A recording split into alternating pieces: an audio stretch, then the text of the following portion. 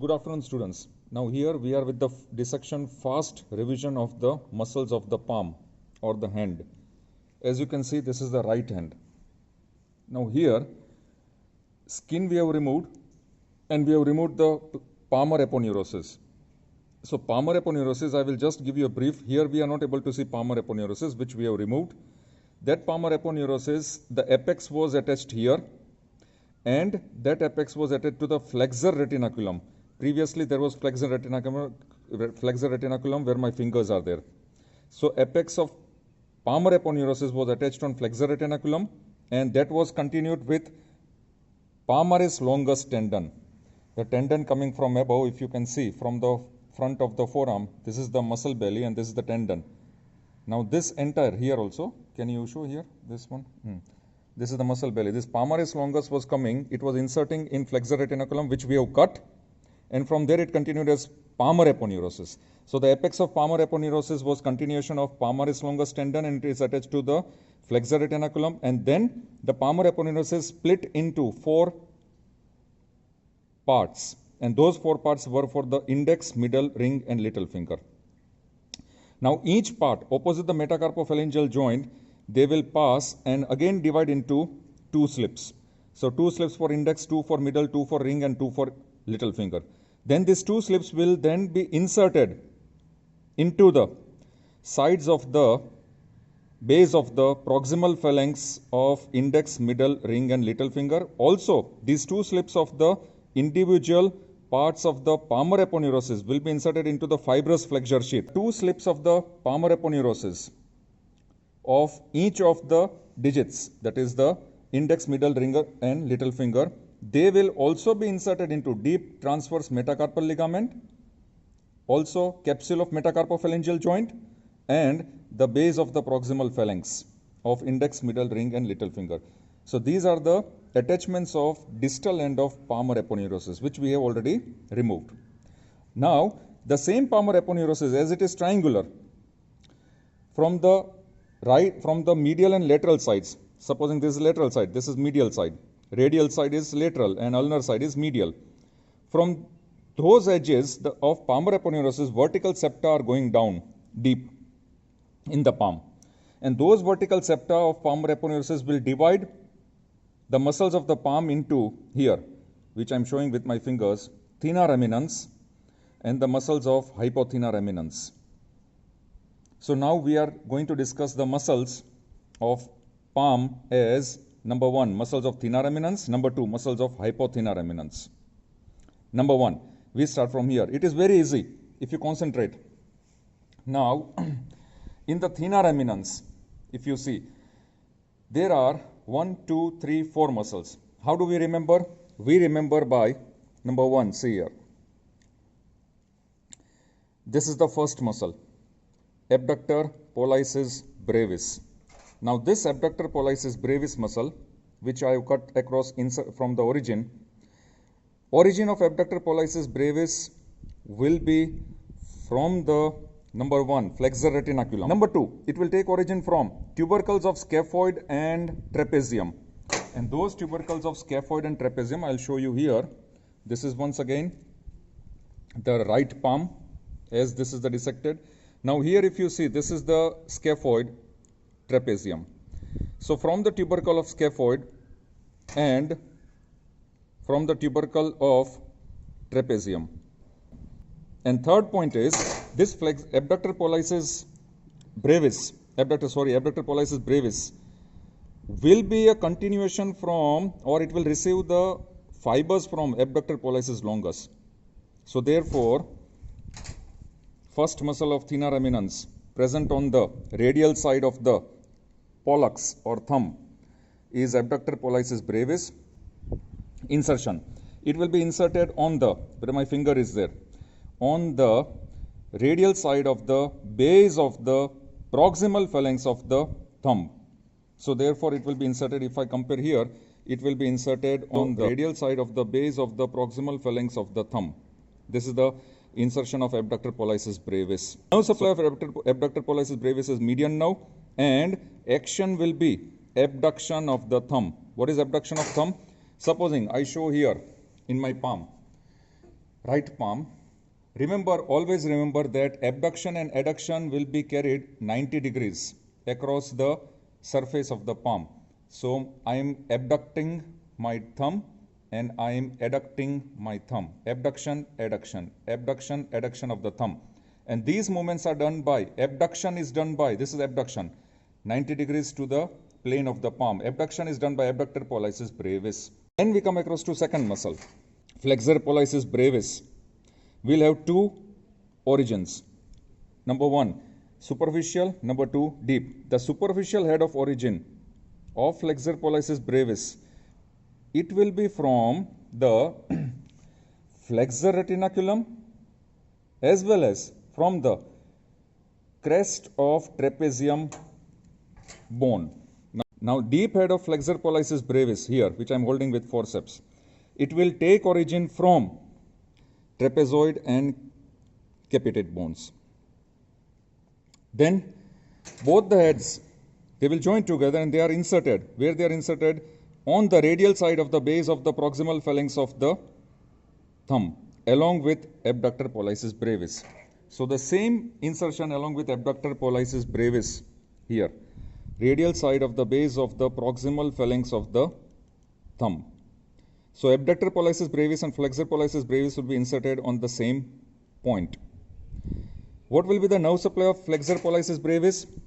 Superficial head is supplied by branch of median nerve, recurrent branch of median nerve, and deep head is supplied by deep branch of ulnar nerve. What will be the action of flexor pollicis brevis? Flexion of thumb. Now how is the flexion of thumb? Once again, I will show you. This was abduction and adduction across 90 degree. Now flexion extension of thumb will take place across the plane of the palm. Same, flexion, extension, flexion, extension. So this flexion of flexor pollicis brevis, flexion of the thumb is done by flexor pollicis brevis across the plane of the palm. Same plane of the palm, flexion, extension of the thumb, flexor pollicis brevis. Then we come across, this muscle is opponens pollicis. Very clearly you are able to see this opponens pollicis will take origin from flexor retinaculum as well as the crest of trapezium. What will be the insertion of opponens pollicis? This opponens pollicis will be inserted. Now this is the insertion itself here. That is the palmar surface of the first metacarpal bone. Which side? It will be inserted on the lateral side of the palmar surface of the shaft of the first metacarpal bone. Supply median nerve. And what will be the action? This opponens pollicis will help in movement of thumb like this. If you move your thumb and touch the digits. The fourth muscle is, if I retract this digitorum profundus tendons, here I am retracting the digitorum profundus tendons as much as I can, we are able to see this muscle, entire muscle. And this entire muscle which we are able to see is adductor pollicis, muscle number 4 of thenar eminence, adductor pollicis. It will have two heads. This is oblique head and above deep inside will be transverse head. Now what is oblique head taking origin from?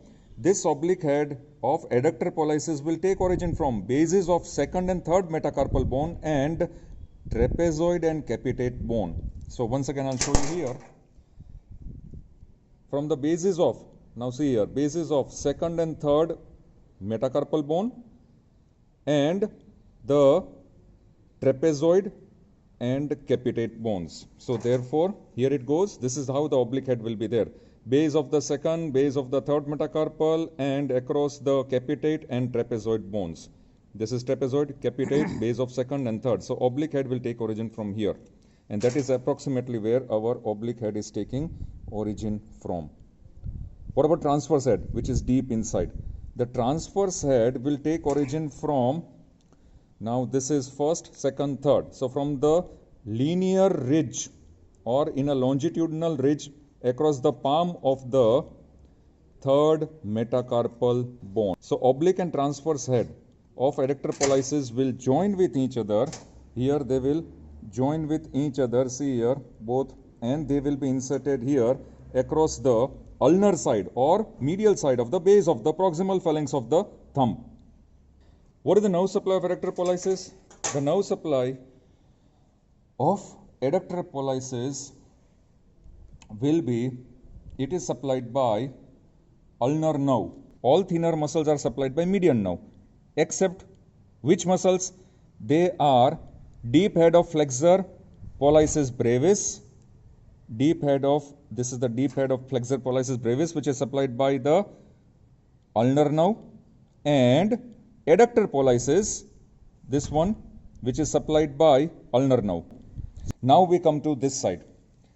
Now these are the hypothenor muscles. Same as we have seen the thinner, hypothenor goes in the same way. First layer will be abductor digiti minimi and flexor digiti minimi. Now we take first muscle, abductor digiti minimi. Origin of abductor digiti minimi. Number 1, it will take origin from flexor retinaculum. Number 2, it will take origin from pisiform. Number 3, it will take origin from pisohamet ligament. The ligament connecting pisiform with the hook of hamet, pisohamet ligament. And number 4, it will also receive the fibers from flexor carpi ulnaris muscle. What is the point of insertion? It is inserted on the medial side of the base of the proximal phalanx of the little finger. What will be the nerve supply of abductor digiti minimi? It will be supplied by deep branch of ulnar nerve. And what is the action of abductor digiti minimi? Abduction of little finger. Now we come across to second muscle. This muscle is called as the flexor digiti minimi. Origin of flexor digiti minimi? It will take origin from, once again, here it will take origin from hook of hamet and flexor retinaculum. What is the insertion? Along with abductor digiti minimi, it will be inserted on the medial side, that is ulnar side of the base of the proximal phalanx of the little digit. What is the action of flexor digiti minimi? It will help in flexion. What is flexion now? Now this is the flexion of little finger. What will be the nerve supply? Flexor digiti minimi is supplied by deep branch of ulnar nerve. Now third muscle, which is lying deep, as you can see here, and this deep muscle is opponens digiti minimi. What will be the origin of opponens digiti minimi? The origin will be from the flexor retinaculum as well as hook of hamet. What is the insertion? See here, the insertion will be, it will be inserted on the ulnar side of the shaft of the palmar surface of the fifth metacarpal bone. The action of this muscle, the action of opponens digiti minimi will be, it will help in opposing movements. What is opposing movement? This thumb is doing opposing movements towards the distal phalanges of the little finger. So it will help in meeting the thumb like this. Opponens digiti minimi. Now supply of opponens digiti minimi will be, it will be supplied by deep branch of ulnar nerve. The last muscle is the first muscle because it is superficial, and the name of that muscle is palmaris brevis, which we have cut. Origin from deep fascia, and that deep fascia will be, it will receive some fibers from palmar aponeurosis, which we have already removed, and it will be inserted into the skin of the hypothenar eminence. So here we finished the 4 muscles of the hypothenar eminence.